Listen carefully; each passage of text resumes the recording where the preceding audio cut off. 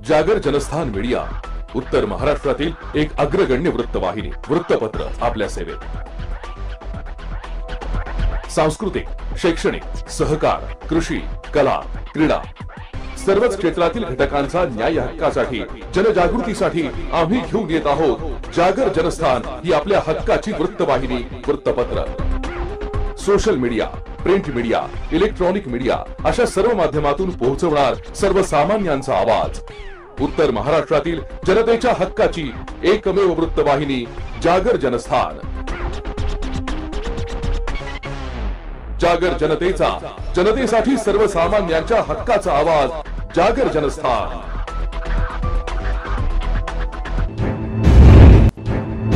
सर्वसामान्यांच्या हक्काचा आवाज, जागर जनस्थान। आदिवासी पार्टी क्रांती संघटनेचा आदिवासी पार्टी क्रांती संघटनेचा आदिवासी पार्टी क्रांती संघटनेचा आदिवासी पार्टी क्रांती संघटनेचा आदिवासी पार्टी क्रांती संघटनेचा मुकेश भाऊ तुम आगे बढ़ो, हम तुम्हारे साथ हैं। मुकेश भाऊ तुम आगे बढ़ो, हम तुम्हारे साथ हैं। मुकेश भाऊ तुम आगे बढ़ो, हम तुम्हारे साथ हैं। आदिवासी पार्टी क्रांती संघटनेचा भारतासह महाराष्ट्रभर पारधी समाज विविध भागात पसरलेला असून समाजातील लाभार्थ्यांना शासनाकडून कोणत्याही सुविधा मिळत नाहीये। तसेच समाजातील मुलामुलींसाठी योग्य शिक्षण, नोकऱ्या मिळत नाहीये। त्यासोबतच महिलांवरील होणारा अत्याचार थांबवावा, तसेच सर्वांनी एकजूट व्हावे यासाठी महाराष्ट्रभर पारधी समाजाच्या माध्यमातून जनजागृती मेळावे घेतले जात आहे। या जनजागृती मेळाव्याची सुरुवात नाशिकमधून झाली आहे। समाजाच्या विविध मागण्यांसाठी लवकरच मंत्रालयावर पायी मोर्चा काढणार असल्याचा इशारा यावेळी आदिवासी पारधी संघटनेचे संस्थापक अध्यक्ष मुकेश साळुंके यांनी दिलाय। आज नाशिक इथे आदिवासी पारधी क्रांती संघटनेची आज जनजागृती मेळावा आहे। ह्या मेळावा घेण्याचा उद्देश एक असा आहे की आज ह्या पारधी समाज जो आहे, ऑल इंडियामध्ये तुम्हाला या पारधी समाज दिसेल। वास्तविक महाराष्ट्रामध्ये या पारधी समाज पूर्णपणे पसरलेला आहे। ह्या समाज एका जागेवर स्थायिक नाही आहे आणि ह्या संघटनेचे उद्दिष्ट हे आहे की बाबा या समाजाला एकजूट करून एकत्र आणून समाजाच्या अडीअडचणी दूर करणे। उदाहरणार्थ समाजावर आज एवढे मोठमोठे भयान अन्याय अत्याचार होत आहेत की आमच्या लेकीबाळींचे बलात्कार होत आहेत, त्यांना न्याय मिळत नाही आहे। तसेच शासकीय ज्या लाखो करोड रुपयाच्या ज्या योजना येत आहेत त्या योजनासुद्धा आमच्या लाभार्थ्यापर्यंत पोचत नाही आहेत। अशा दृष्टिकोनाने पूर्ण महाराष्ट्रभर आमच्या पारधी समाजावर कोणत्याही प्रकारची अडीअडचणी हो किंवा काही हो तर आमचा वाली कोणीच नाही आहे या महाराष्ट्रामध्ये। तर त्यासाठी आम्ही हे जनजागृती मेळावे हे घेण्याचे ठरवलेले आहे। यावेळी राज्य सचिव दीपक सूर्यवंशी यांनी देखील आपले मत माध्यमांसमोर व्यक्त केले आहे। आदिवासी पारधी क्रांती संघटनेचा प्रदेश महासचिव आज नाशिक शहरामध्ये पारधी समाज जनजागृती मेळावा आयोजित करण्याचा मुख्य उद्देश गेल्या 40 ते 50 वर्षापासून नाशिक शहरात आमचा पारधी समाज बांधव हा मोठ्या प्रमाणात वास्तव्य करत आहे। पण विखरलेला पारधी समाज बांधव असताना आज आदिवासी पारधी क्रांती संघटनेच्या वतीने हा सर्व समाज विखरलेला एकजूट होऊन एका छताखाली येऊन या समाजाची चांगल्या पद्धतीने ताकद निर्माण करून समाजाचं अस्तित्व तयार करण्याचं काम ही आमची आदिवासी पारधी क्रांती संघटना करत आहे। तसेच आज या आदिवासी विकास विभागाच्या ज्या छोट्या मोठ्या योजना आहे त्या आमच्या सर्वसामान्य गोरगरीब वंचित शोषित पारधी बांधवांना त्या योजनेचा लाभ मिळाला पाहिजे यासाठी ही संघटना काम करते। तसेच आदिवासी पारधी बांधव जे वर्षानुवर्षापासून अन्याय अत्याचार चालू आहे त्या अन्याय अत्याचाराला कुठेतरी वाचा फोडली पाहिजे आणि पोलीस प्रशासनाने आमची चांगल्या प्रकारे दखल घेतली पाहिजे। त्यामुळे आम्ही सर्व समाज बांधव एकजूट होऊन हा मेळावा आयोजित केला आहे। भविष्यामध्ये अशाच पद्धतीने आम्ही मेळावा आयोजित करून आंदोलन, मोर्चे, उपोषण काढण्याची आम्हाला वेळ आली तरी भविष्यात आम्ही करणार आहोत। महिलांचे प्रश्न गंभीर असून त्यावर आवाज उठवत संघटनेची भूमिका घेऊन पुढे काम करू असे मत महिला आघाडीच्या वतीने संगीता चव्हाण यांनी व्यक्त केले। आज नाशिक शहरामध्ये आदिवासी पारधी क्रांती संघटनेच्या माध्यमातून पारधी समाज जनजागृती मेळाव्याचं आयोजन केलेलं आहे आणि या जनजागृती मेळाव्यासाठी संपूर्ण नाशिक जिल्ह्यातून सगळे पदाधिकारी, सगळे पारधी समाज बांधव इथे उपस्थित झालेले आहेत आणि या मेळाव्यानिमित्त आम्ही सर्व समाजासाठी सर्व जनजागृती करणार आहोत आणि समाजासाठी यापुढे आमची वाटचाल काय असेल, संघटनेची वाटचाल काय असेल, संघटना यापुढे काय काम करणार आहे, तसेच पारधी समाज बांधवांसाठी ज्या योजना आहेत त्या कशा राबवायच्या आणि त्या योजनांचा लाभ कसा घ्यायचा, आत्तापर्यंत ज्या योजनांपासून पारधी समाज लांब होता त्या योजना तळागाळापर्यंत पोहोचत नव्हता, परंतु आदिवासी पारधी संघटनेच्या माध्यमातून या योजना आम्ही त्यांच्यापर्यंत पोहोचवण्याचा प्रयत्न करणार आहोत आणि यापुढे ही संघटनेचं आमचं काम जोरदार चालू राहणार आहे आणि आमची पूर्ण जी संघटना आहे ती तळागाळापर्यंत पोहोचून आमच्या संघटनेचे अध्यक्ष माननीय मुकेश भाऊ साळुंखे यांनी महाराष्ट्राच्या कानाकोपऱ्यात ही संघटना पोहोचवण्याचं काम केलेलं आहे आणि आज त्यांच्या उपस्थितीत हा नाशिकमध्ये पारधी समाज जनजागृती मेळावा संपन्न होत आहे आणि याचा आम्हाला खूप आनंद आहे आणि याच पद्धतीने आम्ही संघटनेच्या माध्यमातून जोरदार काम करणार आहोत. जय हिंद, जय महाराष्ट्र. नाशिकमधील देखील प्रश्न सुटत नसून स्थानिक लोकप्रतिनिधींनी त्याकडे लक्ष देत नसल्यानं पारधी समाजातील महत्त्वाच्या विषयांवर लोकप्रतिनिधींना जाब विचारण्यासाठी आम्ही एकत्र काम करू असे मत यावेळी राज्य सचिव सचिन साळुंखे यांनी माध्यमांसमोर व्यक्त करताना ही खंत व्यक्त केली आहे. आज मुकेश भाऊ संस्थापक अध्यक्ष यांनी जे निर्णय घेतले याबद्दल नाशिक जिल्ह्यातून आम्ही जवळपास हजारोच्या संख्येने रस्त्यावर उतरण्यासाठी तयारी करत आहोत. त्याच प्रकारे ज्या समाजाला आमच्या घरकुल योजनेच्या अंतर्गत नाशिक जिल्ह्यामध्ये ज्या नगरसेवकांना आमदारांना आम्ही आजपर्यंत पत्र दिलेत त्या आमदारांनी आम्हाला कचऱ्यासारखं समजलं, त्या पत्र्याला कचऱ्यासारखं समजलं. याच्यासाठी आम्ही तेच मोर्चे नाशिकमधल्या प्रत्येक आमदाराच्या दारापुढून वळवण्याची पूर्ण प्रयत्न करत आहोत.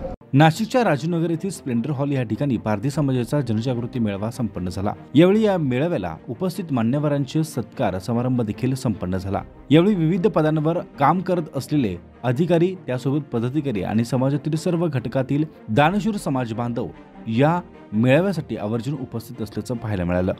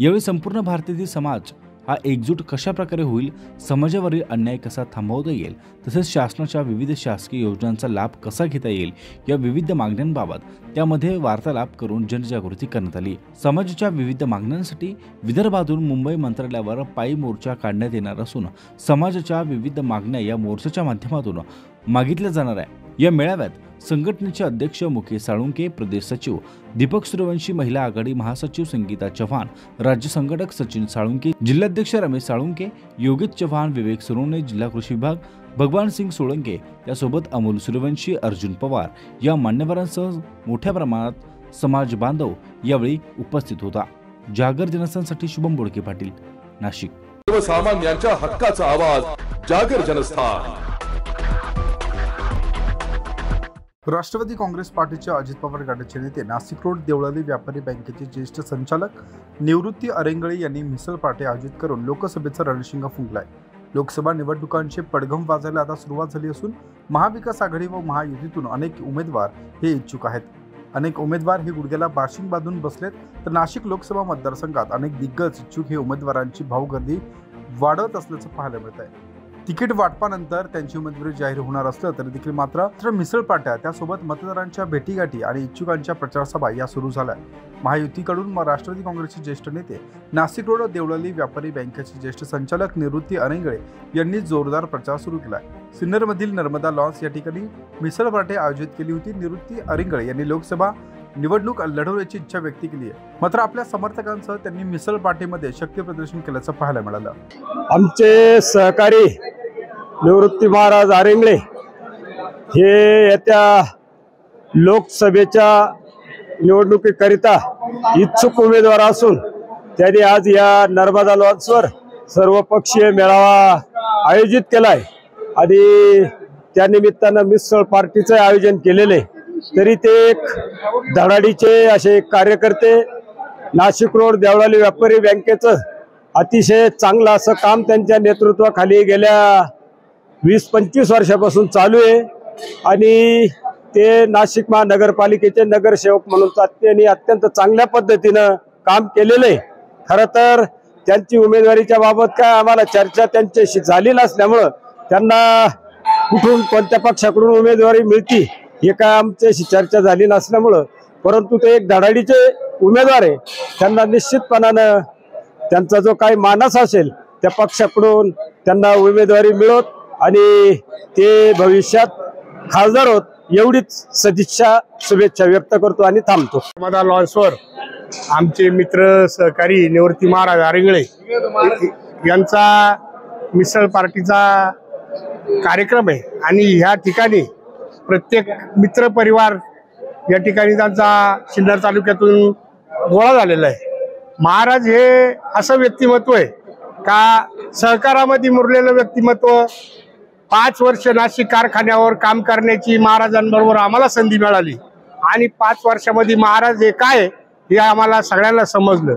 त्याचप्रमाणे नाशिक रोड देवळाली व्यापारी बँकेचं उदाहरण घ्यायचं ठरलं तर नाशिक जिल्ह्यातला सहकार आज मोडीत निघालेला आहे। ती जिल्हा बँक असो कुठलाही सहकारी संस्था आज या जिल्ह्यामध्ये जिवंत नाही, परंतु महाराजांच्या कुशल नेतृत्वाखाली व्यापारी बँकेमध्ये एकदम चांगल्या प्रकारचं काम नाशिक रोड देवळाली व्यापारी बँकेत चालू आहे। आताही निवडणूक झाली, बिनविरोध निवडणूक झाली, यावरून या संचालक मंडळाच्या कामाची प्रचिती आपल्याला आल्याशिवाय राहत नाही। महाराज कुठल्या पक्षाकडून उभे राहत आहे हे आम्हाला माहित नाही, परंतु एक निश्चित सांगतो, पक्षाच्या व्यतिरिक्त कुठल्याही पक्षामध्ये महाराजांना मदत करणारा फार मोठा मित्र परिवार आहे, एवढंच मी या निमित्ताने सांगतो आणि थांबतो। आजच्या आमचे परममित्र काय आमचे भाऊ निवृत्ती महाराज अरेंगळे यांनी आज या ठिकाणी सर्वपक्षीय जी मिसळ पार्टी ठेवली, ती पार्टी ठेवत असताना त्यांचा उद्देश आहे की नाशिक लोकसभा मतदारसंघाची निवडणूक राष्ट्रवादी काँग्रेस, भाजप, शिवसेना या तिन्ही पक्षांची जी महायुती आहे त्यांच्यामार्फत लढायची। तर निश्चितपणे जर राष्ट्रवादी काँग्रेस अजितदादा गटाला ही जागा जर सुटली तर भारतीय जनता पार्टी अगदी तन मन धनानं त्यांच्याबरोबर सक्रिय सहकार्य करी। कारण महाराजांसारखा सहज भेटणारा, रस्त्यावर चालणारा माणूस, अतिशय निष्पृह असं कार्यकर्ता आणि स्वतःच्या ही पायावरती ही सगळी मोठी झेप घेत आहेत ती, त्याबद्दल मी निश्चितचपणे माझ्या व्यक्तिगत कुटुंबाच्या वतीनं आणि सिन्नर तालुका भारतीय जनता पार्टीच्या वतीने मी त्यांना हार्दिक शुभेच्छा देतो। त्यांच्या या सगळ्या जर युतीचं महायुतीची उमेदवारी त्यांना मिळाली तर मी तन मन धनानं सर्व तालुका, गावना गाव, वाडीनं वस्ती त्यांच्याकरता पिंजून काढी आणि त्यांच्याकरता मतदान घेईल। कारण त्यांचं मतदान हे महायुतीचं मतदान म्हणजेच नरेंद्र मोदींचं मतदान आहे आणि त्या दृष्टिकोनातून आम्हाला ते सांगणं फार सोपं जाईल। त्यामुळे महाराजांना निश्चितचपणे आम्ही सर्व सहकार्य करू बोलतो। यावेळी त्यांच्या समर्थकांसह अन्य पदाधिकारी देखील मोठ्या संख्येने उपस्थित होते। महायुतीच्या अंतिम जागा वाटपानंतर नाशिकची जागा ही विद्यमान खासदार असलेल्या शिंदे गटाच्या हेमंत गोडसेंना सुटणार की अन्य पक्षांना हे स्पष्ट होणार असले तरी देखील इच्छुकांनी मात्र फिल्डिंग लावण्यास सुरुवात केली आहे। त्यामुळे निवृत्ती अरेंगळे यांची मिसळ पार्टी आता किती प्रभावी ठरते हे देखील आगामी काळात पाहणं महत्त्वाचं ठरणार आहे। मात्र यावेळी अरेंगळे मित्रपरिवार मोठ्या संख्येने या मिसळ पार्टीसाठी उपस्थित होता। यावेळी ॲडव्होकेट राजेंद्र चव्हाणके, डॉक्टर संजय गडाख, वामन पवार, सोनंबे सरपंच दत्तात्रय पवार, विलास गुंजाळ, देवनंती पतसंस्थेचे chairman Bhaskar Pawar, Bhausaheb Shinde, Raju Munde, Pramod Chothave, doctor Zakir Shaikh, Anil Chougule, doctor Rahul Ahire, Adishakti Mitra Mandal, त्यासोबत गुळवंत सिन्नर, सरदवाडी उपसरपंच सुभाष शिरसाट, पप्पू शहा, नासाकाचे माजी संचालक संतू पाटील, अशोकराव डावकरे, अरुण पावटे, ॲडव्होकेट गोरख बलकवडे, आगास किंडशे बरकले, मनोहर कोरडे, विलास पेकळे, गणेश करजूर, वसंत रिंगळे, केशव गायकवाड, प्रशांत वाघ, माणिकराव झगडे, विक्रम कोठळे, इरफान शेख, गणेश जाधव, त्यासोबत संदीप जाधव, आदित्य गव्हाणे, राजभाऊ जाधव, कचरू पाटील, मनोहर तांबे, संपत सोनोने, रोशन कुराडे, दीपक पवार, भाऊसाहेब वाजे, बाळू गुंजाळ यासोबत मोठ्या संख्येने अरिंगळे समर्थक या मिसळ पार्टीसाठी उपस्थित होते। जागर जनस्थानसाठी संदीप नवसे, नाशिक। सर्वसामान्यांच्या हक्काचा आवाज, जागर जनस्थान। नाशिक लोकसभेचे खासदार हेमंत तुकाराम गोडसे यांच्या विशेष प्रयत्नातून रेल्वे ट्रॅक्शन मशीन कारखाना नूतन व्हील कारखान्याचा भव्य उद्घाटन सोहळा हा आज सकाळी रेल्वे व कोयला राज्यमंत्री भारत सरकार रावसाहेब दानवे पाटील यांच्या शुभ हस्ते संपन्न झाला।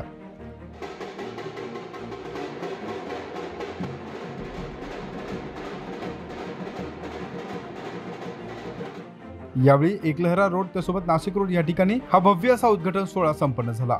यावेळी विविध मान्यवर देखील या सोहळ्यासाठी उपस्थित होते। यावेळी रावसाहेब दानवे पाटील यांचं स्वागत हे मोठ्या उत्साहात या ठिकाणी करण्यात आलं।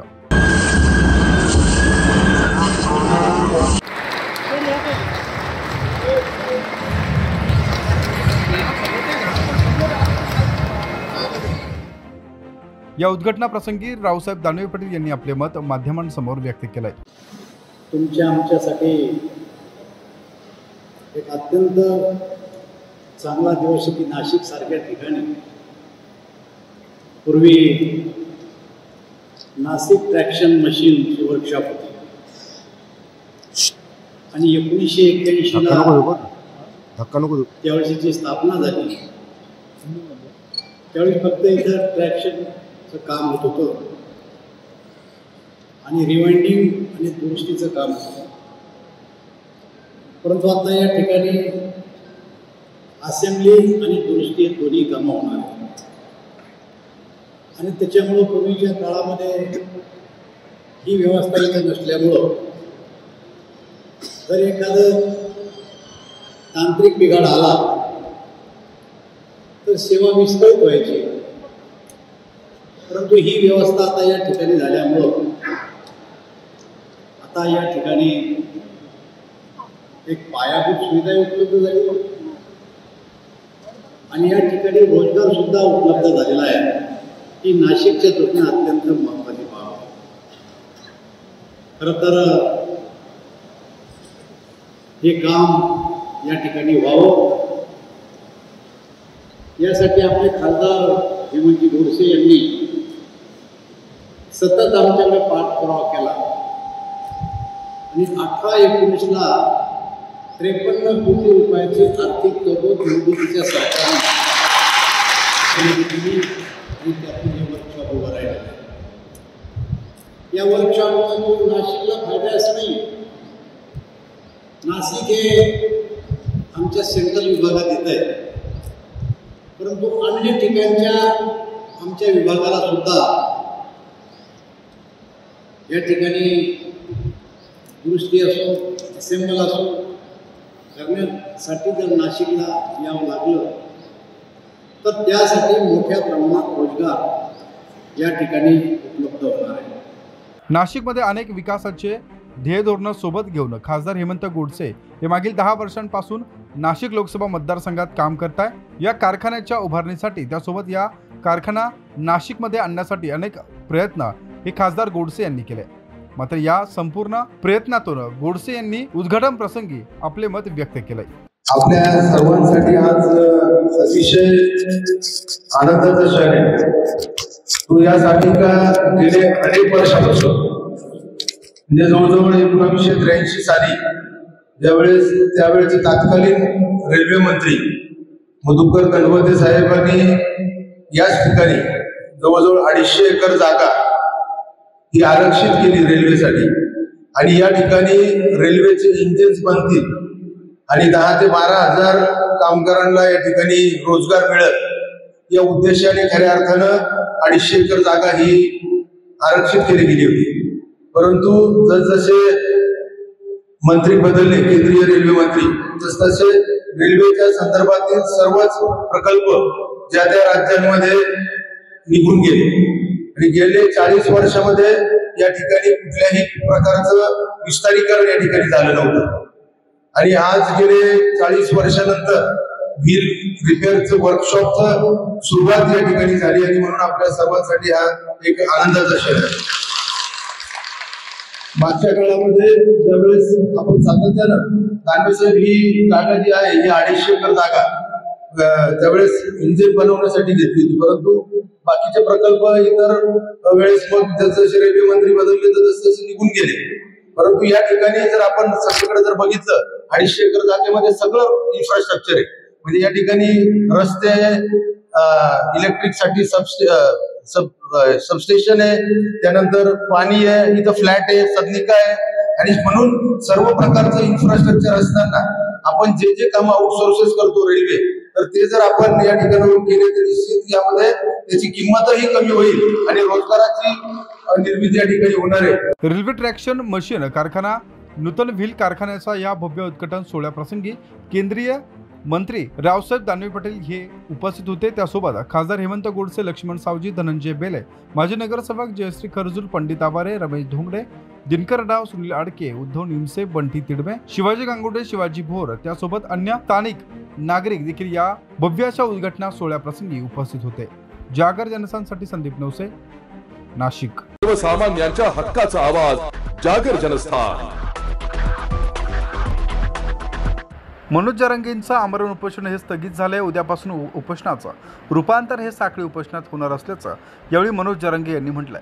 कालपासून राज्यात घडत असलेल्या महत्त्वाच्या घडामोडीनंतर मराठा आंदोलनाचे नेते मनोज जरांगे पाटील यांनी आमरण उपोषण स्थगित केले असून उपोषणाचे रूपांतर आता साखळी उपोषणात करण्यात असल्याचं त्यांनी सांगितलंय. मराठा आंदोलनाचे नेते म्हणून मनोज जरांगे पाटील यांनी अंतरवली सराटी येथून सुरू असलेले आमरण उपोषण हे स्थगित करण्याचा निर्णय घेतला. गेल्या 16 दिवसांपासून मनोज जरांगे हे उपोषण करत होते, मात्र आमरण उपोषण स्थगित करण्याचा निर्णय यावेळी मनोज जरांगे पाटील यांनी घेतला. उपोषणाचे रूपांतर आता साखळी उपोषणात करणार असल्याचं देखील त्यांनी सांगितलंय. अंबड तालुक्यातील जमावबंदीचे आदेश, मराठवाड्यांच्या काही भागांमधील खंडित करण्यात आलेली इंटरनेट सेवा तसेच राजकीय नेत्यांकडून जरांगे यांच्या वक्तव्याचा सुरू झालेला निषेध या पार्श्वभूमीवर जरांगे यांनी 2 पावले मागे घेत मराठा आंदोलनाची नवी रणनीती आखण्यासाठी सुरुवात केली आहे. या सर्व घडामोडींच्या पार्श्वभूमीवर जरांगे यांनी पत्रकार परिषद घेत आमरण उपोषण स्थगित करणार असल्याचं त्यांनी जाहीर केलं. यापुढे मी डॉक्टरांचा सल्ला घेऊन काय करायचे ते ठरवेन, मात्र पुढील 1 ते 2 दिवस मी उपचार घेईल, त्यानंतर लगेच पुढचा दौरा घोषित करेन असं देखील यावेळी जरांगे यांनी म्हटलंय. संचारबंदी त्यासोबत मराठा बांधवांना इकडे येणं शक्य नसल्यामुळं अनेक ठिकाणी मराठा बांधवांची अडवणूक होत असल्यानं सध्या मी सुखरूप आहे. मला कोणीही कुठेही नेलं नाही. तोपर्यंत मराठा समाज माझ्यासोबत आहे, तोपर्यंत मी सुखरूप आहे असं देखील यावेळी जरांगे पाटील यांनी म्हटलंय. संपूर्ण मराठा आंदोलन हे शांततेच्या मार्गानं आंदोलन सुरूच ठेवा असं देखील यावेळी जरांगे पाटील यांनी मराठा बांधवांना आव्हान केलंय. बीड त्यासोबत छत्रपती संभाजीनगर, जालना जिल्ह्यातील इंटरनेट सेवा ही बंद करण्यात आली असून या ठिकाणी कोणतीही अफवा पसरवू नये असं देखील आव्हान यावेळी जरांगे पाटील यांनी केलं. मराठा बांधवांच्या विनंतीनुसार मी आमरण उपोषण स्थगित करत असून पुढील उपोषण हे साखळी स्वरूपाचं असेल असं देखील जरांगे यांनी म्हटलंय. आता गावागावात जाऊन मराठा बांधवांच्या भेटीगाठी घेणार असून पुढची ही मराठा बांधवांची दिशा काय असेल हे देखील येणाऱ्या वेळेत स्पष्ट करेल असं देखील जरांगे यांनी म्हटलंय. काल उपमुख्यमंत्री देवेंद्र फडणवीस यांच्यावर जहरी भाषेत केलेल्या टीकेनंतर मनोज जरांगे हे आता सागर बंगल्यावर निघाले होते. मात्र मुंबईच्या दिशेने ते निघाले असता पोलिसांनी त्यांच्या सोबतच्या साथीदारांची धरपकड सुरू केली आणि अनेक ठिकाणी संचारबंदी देखील लागू केली. मात्र मुंबईला जाण्याचा निर्णय जरांगे यांनी रद्द केला असून आता पुन्हा ते अंतरवली सराटी या ठिकाणी परतले. दरम्यान आमरण उपोषण स्थगित करण्याचं त्यांनी जाहीर केलंय. मात्र आता पुढील दिशा नेमकी काय असेल हे देखील 1 ते 2 दिवसात स्पष्ट करेल असं देखील मनोज जरांगे पाटील यांनी म्हटलंय. ब्युरो रिपोर्ट, जागर जनस्थान, नाशिक. अडवतकर ज्वेलर्स म्हणजे आपल्या विश्वासाचं प्रतीक. अडवतकर ज्वेलर्स घेऊन आलंय आपल्यासाठी खास ऑफर. सोने आणि चांदीच्या खरेदीवर हमखास ऑफर फक्त अडवतकर ज्वेलर्स या ठिकाणी. तर वाट कसली बघताय, नक्की भेट द्या अडवतकर ज्वेलर्सला. आमचा पत्ता अडवतकर ज्वेलर्स, अगोरा कमर्शियल कॉम्प्लेक्स कॉर्नर, नाशिक 2. अधिक माहितीसाठी संपर्क क्रमांक 0253 2578 544. आमचा मोबाईल नंबर 9225 12 344. तर बघताय काय, नक्की अवश्य एकदा भेट द्या फक्त आपल्या अडवतकर ज्वेलर्सला. अडवतकर ज्वेलर्स म्हणजे आपल्या विश्वासाचं प्रतीक. सर्वसामान्यांच्या हक्काचा आवाज, जागर जनस्थान. काँग्रेस पक्षाचे नेते खासदार राहुल गांधी हे आता भारत जोडो यात्रेच्या निमित्तानं चांदवड येथे येत आहे. मात्र चांदवड येथे होणाऱ्या कार्यक्रमाची माहिती त्यासोबत स्थळांची पाहणी करण्यासाठी काँग्रेस पक्षाचे प्रभारी आशिषजी दुआ, सुशांत मिश्राजी, सचिनजी गुंजाळ, काँग्रेस पक्षाचे नाशिक शहर अध्यक्ष आकाश छाजड हे चांदवडला आले असताना त्यांनी आढावा बैठक घेतली आहे. यावेळी बैठकीत कार्यक्रमाचे स्वरूप, कार्यक्रम स्थळ, त्यासोबतच स्वयंसेवकांची नियुक्ती, प्रचार आणि जनसंपर्क यासंबंधी चर्चा करण्यात आला. बैठकीच्या निष्कर्षानुसार चांदवड येथे आयोजित होणाऱ्या भारत जोडो न्याय यात्रेचा कार्यक्रम भव्य आणि यशस्वी होण्यासाठी सर्व पदाधिकारी आणि कार्यकर्त्यांनी एकत्रितपणे काम करण्यासाठी निर्णय घ्यावा असे माजी आमदार शिरीष कोतवाल यांनी सांगितलंय. या बैठकीसाठी शिरीष कोतवाल त्यासोबत सर्व स्थानिक पदाधिकारी, कार्यकर्ते हे मोठ्या संख्येने उपस्थित होते. जागर जनस्थानसाठी देविदास जाधव, चांदवड. सर्वसामान्यांच्या हक्काचा आवाज, जागर जनस्थान. चाळीसगाव केंद्र शासनाच्या अमृत भारत योजनेच्या अंतर्गत रेल्वे विभागाकडून संपूर्ण महाराष्ट्रात एकूण 56 ठिकाणी अमृत भारत स्टेशन, रेल्वे पूल व बोगद्यांची कामे करण्यात आली आहे व काही नियोजित आहे. त्यापैकी वडाळा-वडाळी रेल्वे येथील बोगदा पूर्णत्वास आला. पंतप्रधान नरेंद्र मोदी यांच्या शुभ हस्ते या कामांचा उद्घाटन, लोकार्पण सोहळा ऑनलाईन व्हिडिओ कॉन्फरन्सच्याद्वारे यशवंत पब्लिक स्कूल वाघळी शाळेत हा कार्यक्रम संपन्न झाला. यावेळी रेल्वे विभागाने आपल्या शाळेत घेतलेल्या निबंध व चित्रकला स्पर्धेतील गुणवंत विद्यार्थ्यांना पारितोषिक वितरण देखील यावेळी करण्यात आलं. कार्यक्रमाच्या वेळी आमदार मंगेश चव्हाण यांचे वडील रमेश चव्हाण हे देखील उपस्थित होते. यावेळी मुख्याध्यापक सूर्यवंशी यांनी आपले मत व्यक्त केले. आज 26 फेब्रुवारी आज रोजी यशवंत पब्लिक स्कूलमध्ये अमृत भारत स्टेशन योजनेअंतर्गत 554 रेल्वे स्थानकांचा पुनर्विकास आणि 1500 road overbridge underpass. Amrit Bharat station योजनेच्या अंतर्गत चाळीसगाव तालुक्यातील वडाळ्यांचे ऑनलाईन उद्घाटन पंतप्रधान नरेंद्र मोदी यांच्या हस्ते ऑनलाईन पद्धतीने यावेळी संपन्न झाले. जागर जनस्थानसाठी सोजिला हडपे, चाळीसगाव. सर्वसामान्यांच्या हक्काचा आवाज, जागर जनस्थान. इगतपुरी संत निरंकारी मंडळातर्फे स्वच्छता अभियान राबवण्यात आलं होतं. सद्गुरू बाबा हरदेव सिंगजी महाराज यांच्या जन्मदिवसानिमित्त संत निरंकारी मंडळाच्या माध्यमातून संपूर्ण भारतभर 25 फेब्रुवारी रोजी स्वच्छता अभियान राबवण्यात आलं. संपूर्ण भारतामध्ये 1600 ठिकाणी हे स्वच्छता अभियान राबवण्यात आले. त्यात मुख्य नाशिकला गंगा गोदावरी परिसर, पंढरपूरला इंद्रायणी नदी, देऊळ आळंद येथे इंद्रायणी, तसेच दिल्लीमध्ये यमुना किनारे, अयोध्येमध्ये शर्वी जवळ सर्वतीर्थ टाकेद या ठिकाणी, तसेच इगतपुरी नगर परिषदेच्या हद्दीत गिरणारे तलाव या ठिकाणी स्वच्छता अभियान पार पडले. स्वच्छता अभियान राबवण्यात आले असून संत निरंकारी मंडळाचे इगतपूरचे प्रमुख तेजपाल तोकडे यांनी अधिक माहिती दिली. इगतपूर येथे संत निरंकारी मंडळ यांच्या माध्यमातून हे स्वच्छता अभियान यशस्वी करण्यात आले. जागर जनस्थानसाठी सुमित बोधक, इगतपुरी. सर्वसामान्यांच्या हक्काचा आवाज, जागर जनस्थान. मुंबईतील वाशी येथे कोटींच्या संख्येने मराठा मोर्चा धडकल्यानंतर मोर्चाची राज्य सरकारनं दखल घेत ज्यांच्या कुणबी नोंदी सापडल्या त्यांच्या रक्ताने संबंधितांतील लग्न नातेसंबंधांना निर्माण झालेले सगळे सोयरे आणि राज्य सरकारने अधिसूचना काढून मनोज जरांगे पाटील यांना मुख्यमंत्र्यांनी सुपूर्द केल्यानंतर याचा कायदा करण्याचं आश्वासन दिलं होतं. मात्र अद्याप शासनानं कोणतेही सगळे सोयऱ्यांचा कायदा केला नाहीये. तळेगाव येथे सगळे सोयऱ्यांच्या अधिसूचनेची अंमलबजावणी करून कायदा करण्यात यावा यासाठी जळगाव चांदवड राष्ट्रीय महामार्ग तळेगाव येथे सकल मराठा समाजाच्या वतीने 24 फेब्रुवारी रोजी रास्ता रोको आंदोलन केलं. यावेळी मोठ्या प्रमाणात मराठा बांधव उपस्थित होते. जागर जनस्थानसाठी सुजिला हडपे, चाळीसगाव. अडवतकर ज्वेलर्स म्हणजे आपल्या विश्वासाचं प्रतीक. अडवतकर ज्वेलर्स घेऊन आलंय आपल्यासाठी खास ऑफर. सोने आणि चांदीच्या खरेदीवर हमखास ऑफर फक्त अडवतकर ज्वेलर्स या ठिकाणी. तर वाट कसली बघताय, नक्की भेट द्या अडवतकर ज्वेलर्सला. आमचा पत्ता अडवतकर ज्वेलर्स, अगोरा कमर्शियल कॉम्प्लेक्स कॉर्नर, नाशिक 2. अधिक माहितीसाठी संपर्क क्रमांक 0253 2578 544. आमचा मोबाईल नंबर 9225 12 344. तर बघताय काय, नक्की अवश्य एकदा भेट द्या फक्त आपल्या अडवतकर ज्वेलर्सला.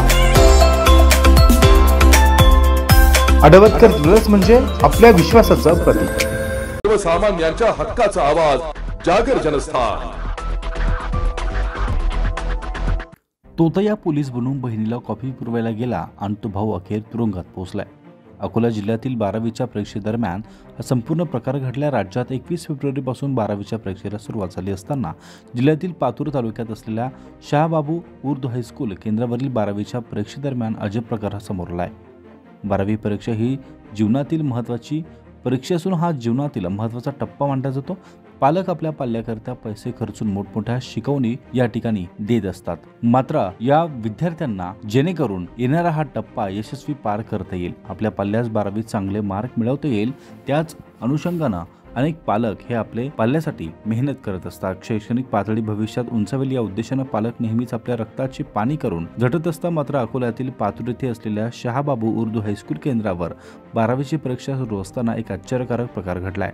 तो म्हणजे आपल्या बहिणीला 12वीच्या परीक्षेत चांगले पर्सेंटेज व मार्क्स मिळावे म्हणून चक्क एका भावानं तोतया पोलीस बनून पोलिसांच्या गणवेशात कॉफी पुरवण्याकरिता केंद्रात शिरला आणि तो थेट तुरुंगात पोहोचलाय. या पोलिसाच्या गणवेशात असलेल्या तोतया पाहून परीक्षा केंद्रावर असलेल्या इतर पोलीस कर्मचाऱ्यांनी देखील पोलीस कर्मचारी म्हणून दुर्लक्ष करत त्याला परीक्षा केंद्रात प्रवेश दिला. मात्र 12वीची परीक्षा सुरू असताना केंद्रावर पातूरचे पोलीस निरीक्षक किशोर शेळके हे आपल्या टीमसह परीक्षा केंद्रावर गेले असता अचानकच हा तोतया पोलीस समोर दिसला.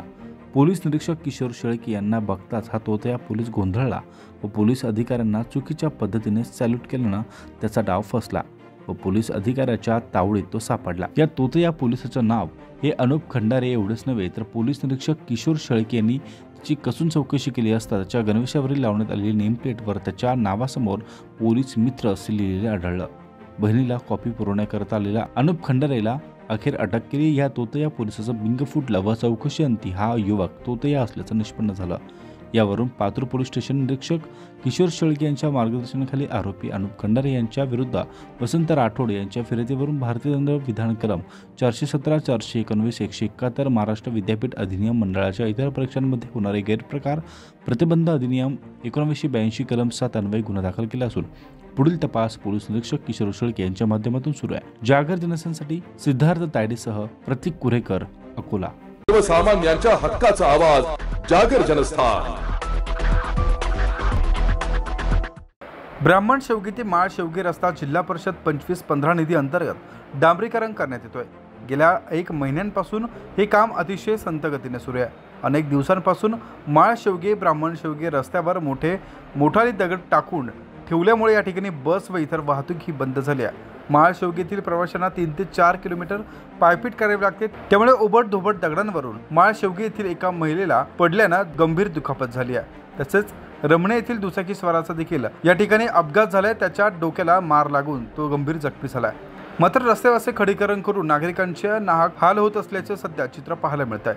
रस्ता डांबरीकरण करणं कामासाठी विहिरीचा ठिसूळ मुरमाड आणि निकृष्ट दर्जाचा दगडांचा वापर करण्यात येत असून रस्त्यांवरील आधीची खडी ही प्लंबिंग न करता जशीच्या तशी सोडून देत त्यावर नवीन निकृष्ट दर्जाच्या ठिसूळ दगडांची खडी पसरून ठेवली आहे. या खडी पसरवलेल्या रस्त्यांवर वाहन चालवणं तर त्या खडींचा लागलीच बारीक मातीत रूपांतर होत असल्यानं मोठ्या प्रमाणात या रस्त्यांचं काम हे निकृष्ट दर्जाचं असल्याचं पाहायला मिळत आहे. चाळीसगाव या ठिकाणच्या अनेक ठिकाणच्या रस्त्यांवर सध्या प्रशासनाच्या माध्यमातून कोणतीही देखरेख ठेवली जात नसल्यानं पुन्हा एकदा नागरिकांकडून प्रशासनावर रोष व्यक्त केला जातोय. चाळीसगाव तालुक्याचे आमदार मंगेश चव्हाण तालुक्यासाठी अहोरात्र प्रयत्न करत असून भरघोस निधी देखील त्यांनी तालुक्यासाठी आणलाय.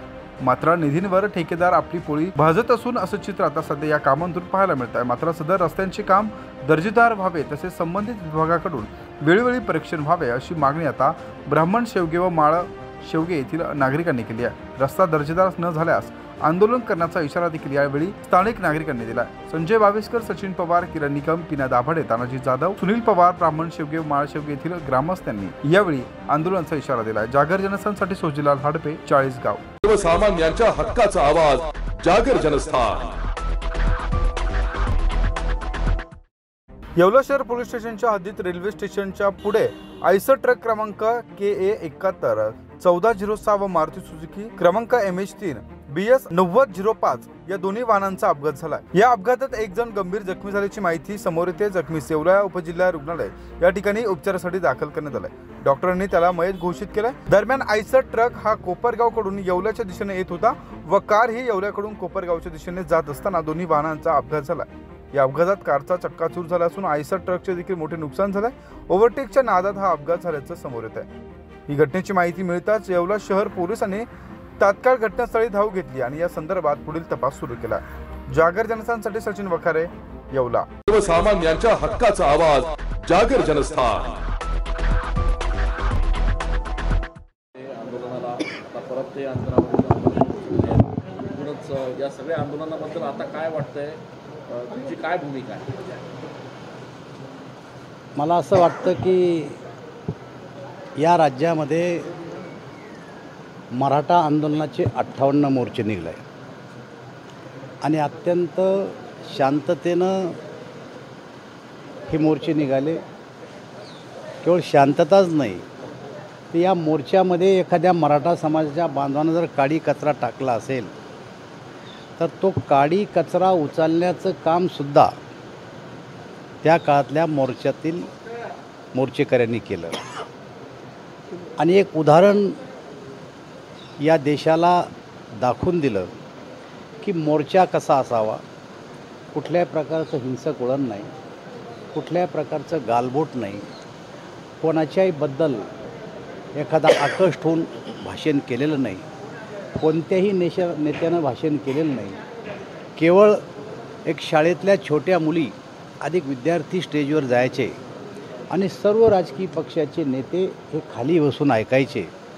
एवढं चांगलं आंदोलन या राज्यामध्ये झालं होतं। आता हे जे आंदोलन चाललं आहे हे मराठा समाजाला आरक्षण द्यावं यासाठी चाललेलं हे आंदोलन आहे। मी स्वतः मराठा आहे। आम्हाला सगळ्यांना असं वाटतं की मराठा समाजाला आरक्षण मिळालं पाहिजे, परंतु हे आरक्षण देताना कोणाचं तरी आरक्षण काढावं आणि आम्हाला आरक्षण द्यावं ही आमची भूमिका नाही, आमच्या पक्षाची भूमिका नाही आणि जवळपास सर्वसामान्य लोकांची ही भूमिका आहे। या राज्याचे मुख्यमंत्री देवेंद्र फडणवीस असताना त्या काळामध्ये मी राज्याचा अध्यक्ष होतो। 58 मोर्चे निघले, त्या टायमाला मी राज्याचा अध्यक्ष देता येईल याचा अभ्यास त्यावेळेस देवेंद्रजी फडणवीस आणि आमच्या टीमनं केला आणि टिकणारं आरक्षण देण्याचा प्रयत्न केला। आरक्षण दिलं, मागासवर्गीय आयोग नेमला, गायकवाड आयोगाचा रिपोर्ट घेतला आणि त्यानंतर ते आरक्षण दिलं। विधिमंडळामध्ये ठराव पास केला आणि आरक्षण दिल्यानंतर हे चॅलेंज होणार हे आम्हाला अपेक्षित होतं। आरक्षण चॅलेंज केलं गेलं आणि आरक्षण हे हायकोर्टामध्ये टिकलंसुद्धा। ही स्पष्ट भूमिका देवेंद्र फडणवीसची त्या काळामध्ये होती। आरक्षण टिकलं, परंतु त्यानंतर सत्तांतर झालं। सुप्रीम कोर्टामध्ये हे आरक्षण टिकवायसाठी हायकोर्टात आरक्षण टिकल्यानंतर त्याला सुप्रीम कोर्टात चॅलेंज केलं गेलं आणि सुप्रीम कोर्टात हे आरक्षण टिकावं म्हणून त्यासाठी जी काही वकिलाची फौज उभी करून नामवंत वकिलाला आणून उभं करायला पाहिजे होतं। मला असं वाटतं त्या काळात त्या सरकारनं ते केलं नाही आणि त्यामुळं सुप्रीम कोर्टामध्ये हे आरक्षण रद्द झालं। सुप्रीम कोर्टात आरक्षण रद्द झाल्याच्या नंतर मराठा समाजाला त्याबद्दल एक वेगळी भावना झाली की आरक्षण मिळायला पाहिजे होतं, परंतु त्यानंतर जरंगेंनी छोट्या छोट्या गावात अशा प्रकारच्या आरक्षणाच्या बैठका घेतल्या, त्यांना प्रतिसादही मिळाला। आम्ही त्या काळात जाऊन त्यांना भेटलो। त्यामध्ये आरक्षणाचा प्रश्न चालू आहे। तमाम मराठा बांधवांना असं वाटतं आरक्षण मिळावं, मीही त्याच मताचा आहे, परंतु ज्या उद्देशानं हे आरक्षण द्यावं ही सुरुवात झाली, मला असं वाटतं आता या आरक्षणानं वेगळं वळण घेतलेलं आहे। काल जे केलेले आरोप आहे देवेंद्र फडणवीसवर हे धांदात खोटे आरोप आहेत। देवेंद्र फडणवीसांनी जे राजकारण केलं त्याची पार्श्वभूमी आपण बघितली पाहिजे। भारतीय जनता पार्टीनं जे आत्तापर्यंत सर्व समाजाला सोबत घेऊन राजकारण केलं तीही पार्श्वभूमी लक्षात घेतली पाहिजे। केवळ ते एक गृहमंत्री आहे आणि गृहमंत्र्याची जबाबदारी पार पाडत असताना सगळ्यांना समान न्याय देण्याचा प्रयत्न ते करत आहेत। कोणत्याही समाजावर अन्याय होणार नाही किंवा एखाद्या ठिकाणी काही एखादी घटना घडणार नाही यासाठी कोणीही त्यांच्या जर गृहमंत्री असता तर त्यांना ते निर्णय घ्यावे लागले असते असं माझं मत आहे. आणि त्यामुळं आम्ही हे सगळे त्यांच्यावरचे केलेले आरोप आहे, हे आरोप आम्ही फेटाळतो. मला असं वाटतं की आंदोलनाची दिशा भरकटू देऊ नये. यामुळं समस्त मराठा समाजाचं नुकसान होईल असं मला वाटतं. ही महाराष्ट्राची संस्कृती आहे. महाराष्ट्राकडं आपला देश बघतो आहे. या ठिकाणी उद्योग आहेत, या ठिकाणी प्रगती होते. परंतु जर अशा प्रकारचं वातावरण खराब जर झालं तर मला असं वाटतं की महाराष्ट्राच्या दृष्टीनं ही एक वाईट गोष्ट आहे. महाराष्ट्र हे विकसित राज्य आहे. निवडणुका आलेल्या आहेत आणि कोण्या एका माणसाला टार्गेट करायला कोण लावतं आहे याचा शोध घेणं गरजेचं आहे. आणि मला असं वाटतं की जरंगे जे बोलतात तर जरंगे सोडा, पण जरंगेला कोण बोलायला लावतं याचा शोध घेणं गरजेचं आहे. अनेक लोक तर म्हणतात की या त्यांच्या बोलण्यामध्ये तुतारीचा वास येतो. कदाचित तुतारीवाल्याचा हा पहिला आवाज असेल की एखाद्या व्यक्तीला टार्गेट करून त्याला बोलणं. मला असं वाटतं महाराष्ट्राच्या दृष्टीनं चुकीचं आहे. महाराष्ट्र हे एक सुसंस्कृत राज्य आहे आणि अशा राज्यात कोण्या एका माणसाला टार्गेट करून अशा प्रकारचं वक्तव्य करणं हे चुकीचं आहे. मराठा समाजाला आरक्षण मिळावं माझी भूमिका आहे, माझ्या पक्षाची भूमिका आहे आणि या राज्यातल्या समस्त मराठा समाजाची भूमिका आहे. पण आरक्षण देत असताना कोणावर अन्याय न करता ते आरक्षण मिळावं असं आमचं मत आहे. काल अचानक हा हल्ला काही खरं तर यामध्ये राजकारण आहे किंवा असं काही वाटतं? हे बघा, या राज्यातली जनता समजदार आहे. हे अचानक असं का घडलं हे जे तुम्ही मला विचारता हा प्रश्न सगळ्यांनाच पडलेला आहे की या अशा काळात हे असं का घडलं अचानक. ते जेव्हा उपोषणाला बसले, जेव्हा सुरुवात केली तेव्हा जरंगेंनी कधी अशी भाषा वापरली नाही आणि वापरायची त्यांची इच्छाही नसेल कदाचित. परंतु परिस्थिती निर्माण केली गेली. काय घडलं काल? ना लाठीचार्ज झाला, ना पोलिसांनी काही केलं. अशा प्रकारचं अचानक होण्यासारखं काय झालं तर हा प्रश्न या राज्यातल्या जनतेलासुद्धा पडलेला आहे. हे माझे मित्र आहेत. अनेक वेळेस आमच्या गाठीभेटी झालेल्या आहेत. मी जरंगेच्या घरी गेलेलो आहे. जरंगे माझ्याकडं आलेले आहेत. अशा प्रकारचा त्यांचा स्वभाव नव्हता. त्यांनी एक चांगल्या पद्धतीनं आंदोलने अगोदर केलेले आहेत. परंतु कालची घटना पाहता असं लक्षात येतं की जरंगे काय बोलले याच्यापेक्षा जरंगेने जरंगेला कोणा बोलायला लावलं याचा शोध घेणं गरजेचं आहे. अशा प्रकारची भाषेचा वापर हे जरंगे करतात का जरंगेला कोणी करायला लावतं याचा शोध घेतला पाहिजे. जरंगेपेक्षा त्यांना जे कोणी हे स्क्रिप्ट तयार करून देतं त्यांचा दोष आहे. मला असं वाटतं की सुरुवातीला ते असे नव्हते, परंतु कोणीतरी काहीतरी शिकवतं आणि त्यातून अशा प्रकारचे प्रकार घडतात.